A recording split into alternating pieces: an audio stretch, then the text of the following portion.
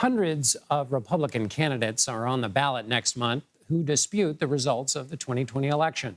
Our CBS News political unit conducted a review of nearly 600 Republicans running for public office across the country. 18 U.S. Senate candidates, 238 candidates for House, and 20 gubernatorial candidates have all questioned the election results. Some have encouraged people to watch the polls. We've seen armed individuals show up at polling locations like in Maricopa County, Arizona. It's absurd to think that any individual can't go to a vote box and drop their ballot, that you can't go to a polling site and not be harassed, that you can't cast your vote and at the conclusion see an election and have confidence that the outcomes are just. So we're going to fight and we're going to work and we're going to do everything necessary to keep people safe and to protect our community and the polling sites so that we can protect our democracy.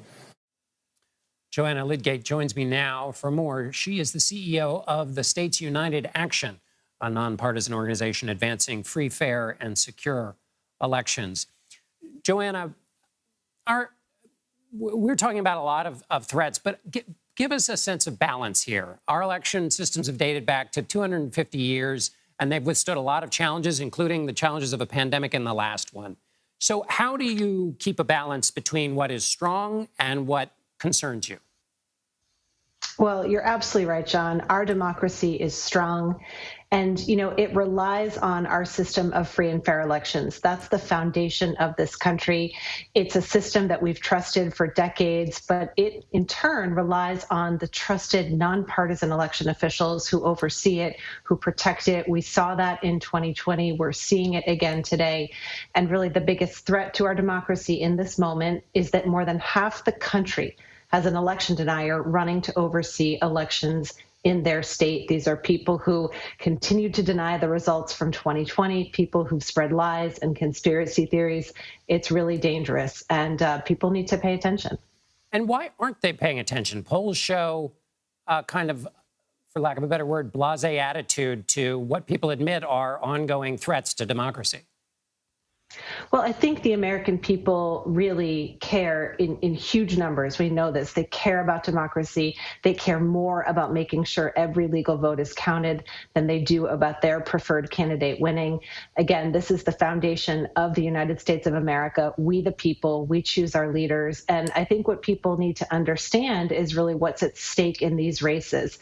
We're tracking the races for the statewide officials who oversee our elections, governor, state attorney general, secretary of State.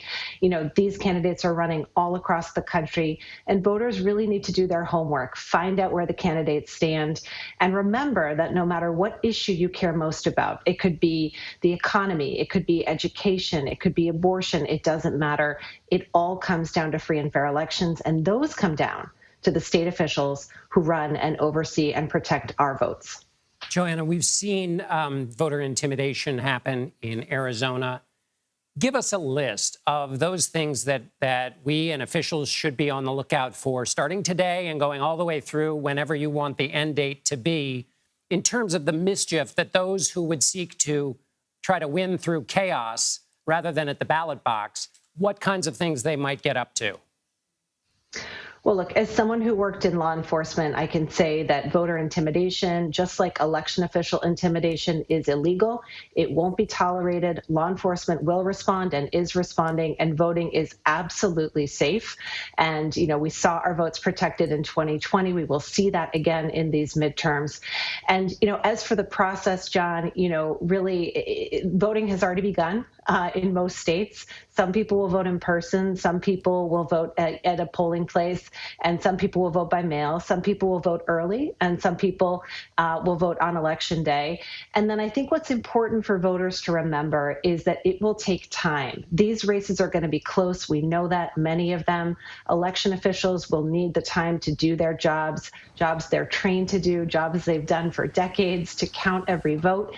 And, there's processes, too, for making sure those counts are accurate. And then once the votes are counted and the result is declared, we should all expect for the loser to concede. And I can't believe, John, that I have to say this today in 2022, but, that's not a given anymore. Some people in this country have lost sight of how our system works. And we should remind people that the reason it takes a long time is not because of anything other than that, as you mentioned, people are doing what they've been trained to do, and to make sure they're doing it right, which you don't want them to rush. Let me tack on to that comment an actual question, which is, you're in touch with election officials all over the country. What, if there is violence or intimidation between now and Election Day, what's the state of the connection between authorities and how quickly they can deal with any intimidation or violence and election officials? Well, it's really strong. You know, these election officials, these law enforcement leaders, they've spent months, if not years, preparing for this election. We've learned so much from 2020. You know, their job, which they hold so sacred, is to protect our votes and make sure everyone has access to the ballot box and protect that counting process, which, as you just said, John, you know, these officials do with such integrity.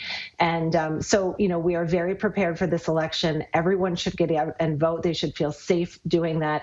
And people really need to vote in these midterms like our democracy is at stake, because it is. Joanna Lydgate, thank you so much for being with us. Thank you, John.